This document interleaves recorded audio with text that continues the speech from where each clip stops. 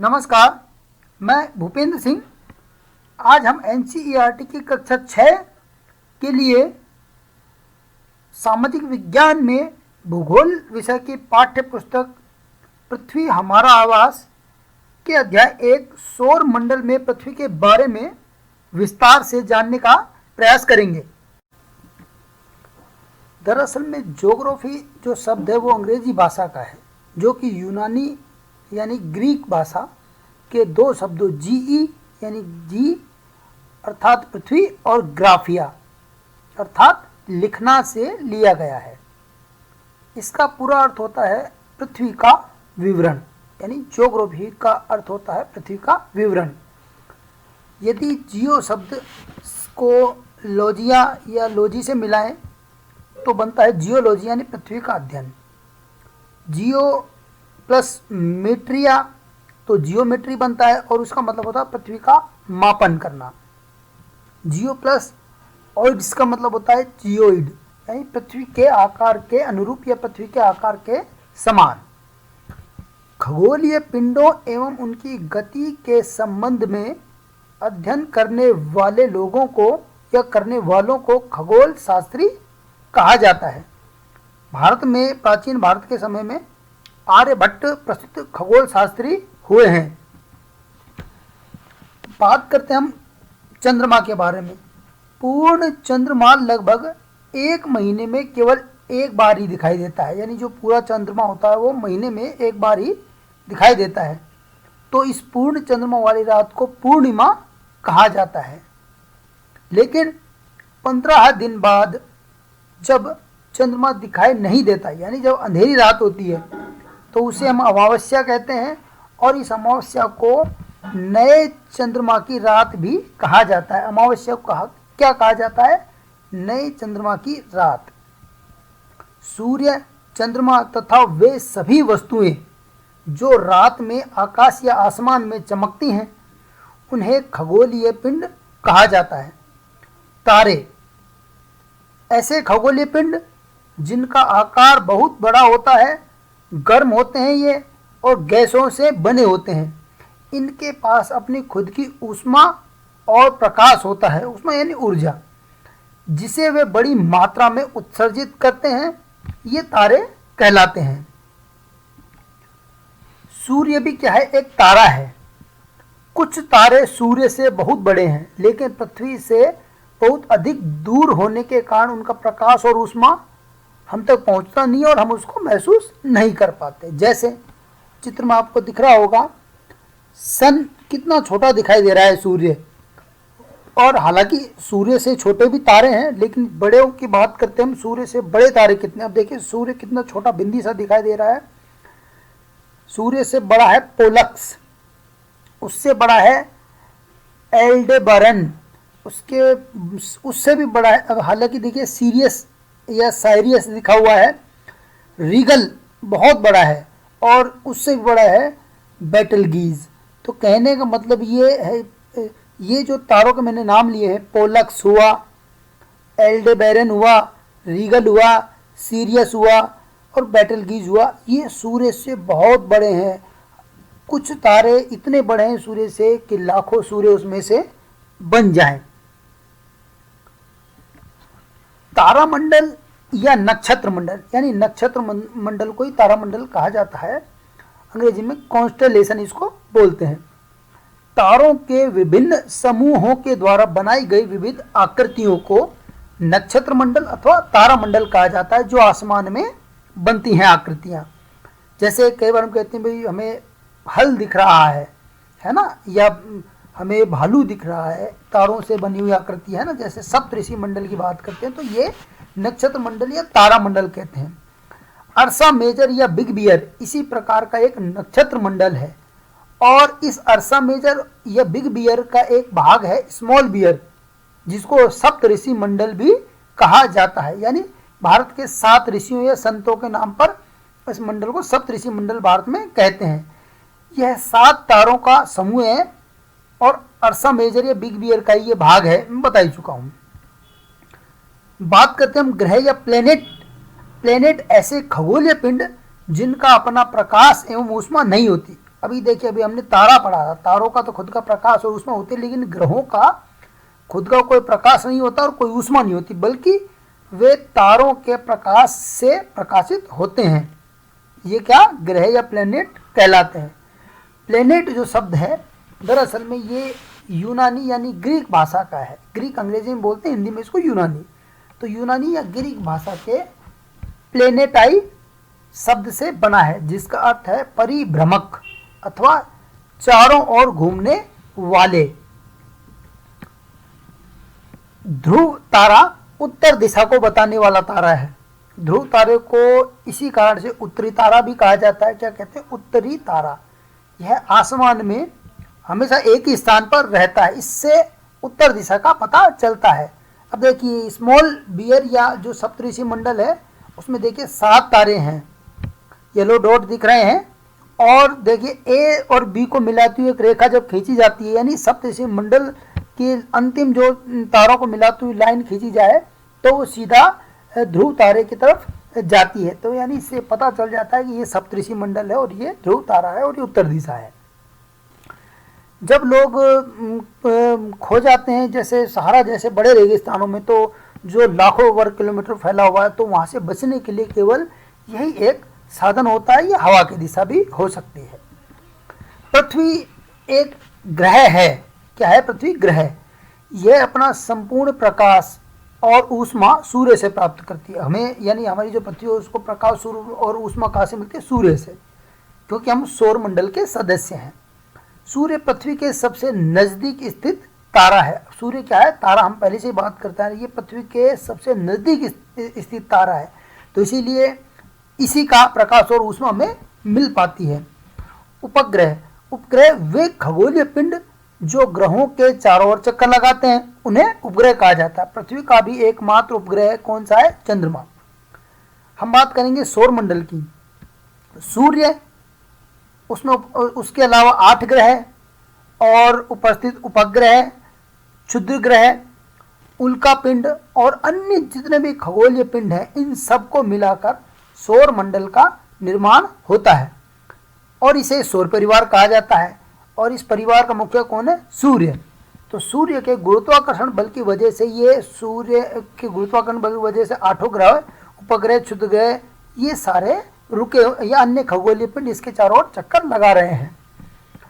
बृहस्पति, शनि और अरुण, ये ऐसे ग्रह हैं ना। बृहस्पति, शनि और अरुण यानी यूरेनस, सैटर्न और जुपिटर, यानी ये एक्चुअल में बाह्य ग्रह हैं। तो इन ग्रहों के चारों ओर छल्ले पाए जाते हैं। ये छल्ले विभिन्न पदार्थों के असंख्य छोटे छोटे पिंडों से बनी पट्टियां हैं। अब प्रश्न पूछा जाएगा कि छल्ले किस किस ग्रह के चारों तरफ है, तो बृहस्पति के भी हैं, शनि के भी हैं और अरुण के भी हैं। पौराणिक यानी प्राचीन जो रोमन कथाएं हैं, उनमें सोल एक शब्द मिलता है जो सूर्य देवता को इंगित करता है, यानी सूर्य देवता को ही सोल उसमें कहा गया है, SOL। सौर, ये सोल का, अब सोल का हिंदी अर्थ सूर्य, सौर भी होता है, सूर्य देवता। सौर का अर्थ है सूर्य से संबंधित, इसीलिए सूर्य के जो परिवार है उसको सौर मंडल या सोलर सिस्टम कहा जाता है। सूर्य सौर मंडल या सोलर सिस्टम के बिल्कुल केंद्र में स्थित है। गर्म गैसों से बना बहुत बड़ा ये तारा है, ये हम पढ़ते आ ही रहे हैं। इसका खिंचाव बल या आकर्षण बल सौर मंडल को बांधे रखता है, यानी जो इसका वो जो गुरुत्वाकर्षण बल है या आकर्षण बल है, वो इसको सौर मंडल और उसके यानी सौर मंडल को बांधे रखता है, सौर परिवार को बांधे रखता है। यह सूर्य ही सौर मंडल के लिए ऊष्मा और प्रकाश का एकमात्र स्रोत है या स्रोत है ना। ये सोर्स ऐसा है, इसी के द्वारा जितने भी हैं उनमें ग्रह उपग्रह वो सारे क्या है? खगोलीय पिंड इसी से प्रकाश और ऊष्मा ग्रहण करते हैं।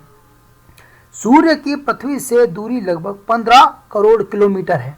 देखिए, ये वैज्ञानिक बताते हैं कि सूर्य की जो पृथ्वी से दूरी है लगभग 15 करोड़ किलोमीटर है। लेकिन हम लोग जो हनुमान चालीसा पढ़ते हैं तो उसमें पंक्ति आती है, जुग सहस्त्र जो जन पर भानु। इसका मतलब होता है ये सूर्य की दूरी ही बताने वाली जो पंक्ति है। एक युग या जुग का मतलब होता है 12,000 वर्ष और सहस्त्र का मतलब होता है 1,000। योजन या जोजन का मतलब होता है 8 मील और 1 मील का मतलब होता है 1.6 किलोमीटर के बराबर। अतः जब इन सबको गुणा करते हैं तो दूरी निकल कर आती है 15 करोड़ 36 लाख किलोमीटर। तो कहने का तात्पर्य ये है कि हमारा साइंस भी बहुत ही डेवलप था। तो तभी देखिए ये जो पाश्चात्य साइंस है उससे पहले ही बता दिया उन्होंने 15 करोड़ 36 लाख किलोमीटर दूरी है, जो कि लगभग बिल्कुल एग्जैक्ट बैठती है आज के साइंटिफिक तरीके से भी। सौर मंडल में 8 ग्रह हैं। आपको पता है पहले 9 ग्रह माने जाते थे, लेकिन अगस्त 2006 में जो अंतर्राष्ट्रीय खगोलीय संगठन है उसने ये कहा कि जो प्लेटो ग्रह है वो दरअसल में एक बौना ग्रह है, तो उसको ग्रह की श्रेणी में से हटा दिया गया। कब? अगस्त 2006 में। तो अब सौर मंडल में कितने? 8 ग्रह हैं।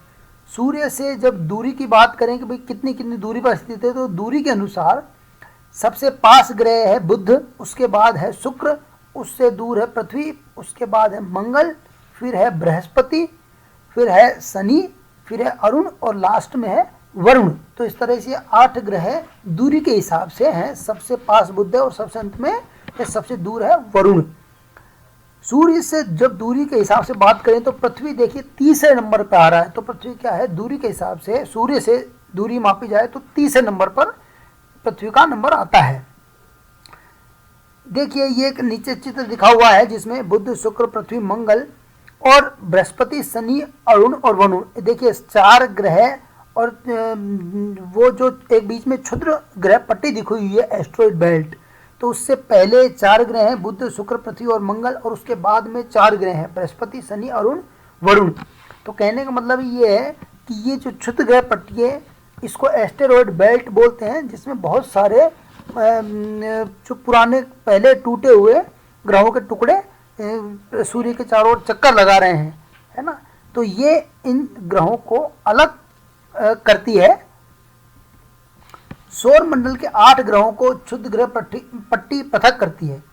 सूर्य के पास एवं क्षुद्र ग्रह पट्टी से पहले तक के ग्रहों को, सूर्य से लेकर, है ना, और क्षुद्र ग्रह की पट्टी से पहले तक के ग्रहों को आंतरिक ग्रह कहा जाता है। ये आंतरिक ग्रह ठोस हैं और चट्टानों से बने हुए हैं। ये 4 ग्रह कौन से हैं? बुध, शुक्र, पृथ्वी और मंगल, ये आंतरिक ग्रह हैं। एक बार मैं वापस पीछे चलता हूँ। देखिए बुध, शुक्र, पृथ्वी और मंगल, ये 4 जो आंतरिक ग्रह हैं जो कि इस क्षुद्र पट्टी से पहले हैं और सूर्य की तरफ है, और बाकी सूर्य से दूर है बृहस्पति, शनि, अरुण और वरुण। अब इनके बारे में जानते हैं। एक जानने योग्य बात है कि प्रकाश की जो गति है वो 3 लाख किलोमीटर प्रति सेकंड होती है। कितनी? 3 लाख किलोमीटर प्रति सेकंड, यानी 1 सेकंड में 3 लाख किलोमीटर की दूरी प्रकाश तय करता है। और इसके बावजूद भी सूर्य का प्रकाश पृथ्वी तक पहुंचने में लगभग 8 मिनट लग जाते हैं। जबकि अब दूसरी बात करते हैं, एक तो वो थे जो आंतरिक ग्रह थे, अब पढ़ते हैं हम जो बाह्य ग्रह हैं।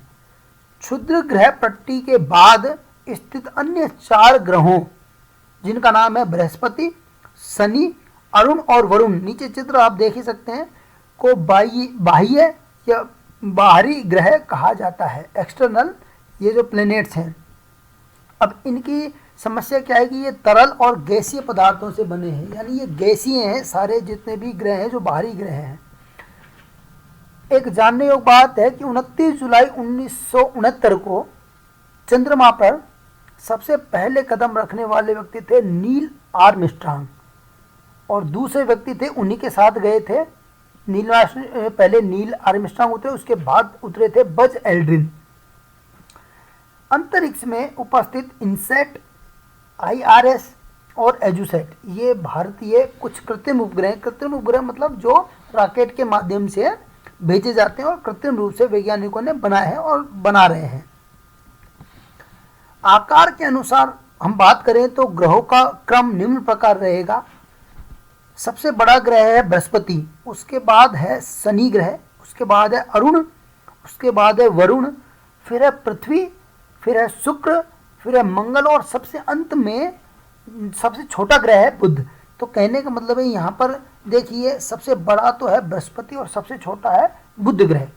लेकिन पृथ्वी की बात करें तो पृथ्वी देखिए 5वें नंबर पर आता है, तो आकार में पृथ्वी 5वां बड़ा ग्रह है।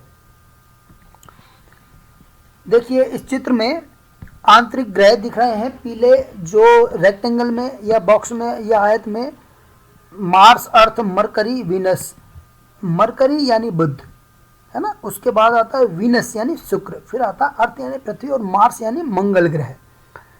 और बाद में देखिए नीचे उसके जस्ट बाद में क्षुद्र ग्रह पट्टी दिख रही है आपको, है ना सर, जो टेलीफोन के जैसे आकार के एक आकृति में, और उसके बाद इसको बोलते हैं एस्टेरॉयड बेल्ट या क्षुद्र ग्रह पट्टी। और उसके बाद देखिए जो 4 बाह्य ग्रह उपस्थित हैं, जुपिटर यानी बृहस्पति, सैटर्न यानी शनि, उसके बाद है यूरेनस यानी अरुण, और नेपच्यून यानी वरुण।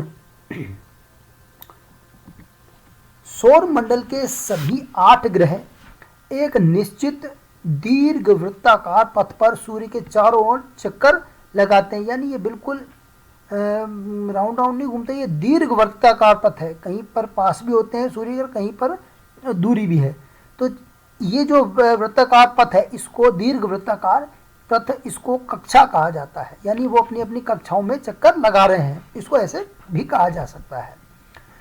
सूर्य के सबसे निकट जो ग्रह वो बुध है, इसलिए इसे सूर्य का एक पूरा चक्कर करने में केवल 88 दिन लगते हैं, जबकि सूर्य से सबसे दूर स्थित ग्रह है वरुण या नेपच्यून ग्रह, तो इसको सूर्य के चारों ओर केवल एक चक्कर लगाने में 164 वर्ष लग जाते हैं। यानी पृथ्वी के जो 164 वर्ष हैं उतने समय में, यानी अब एक व्यक्ति 164 साल का हो या जन्म लेके, और जब उसकी उम्र 164 साल हो तो या तो जन्म में देखेगा या उसके बाद 164 साल देगा। अब चूँकि इतना कोई व्यक्ति जीने वाला तो है नहीं, तो 164 साल तो भैया या तो कछुआ देख सकता है या और कोई जीव जो 200-300 साल जीता हो या जीवित रहता हो वो देख सकता है, पर अब हम मनुष्य तो नहीं देख सकता।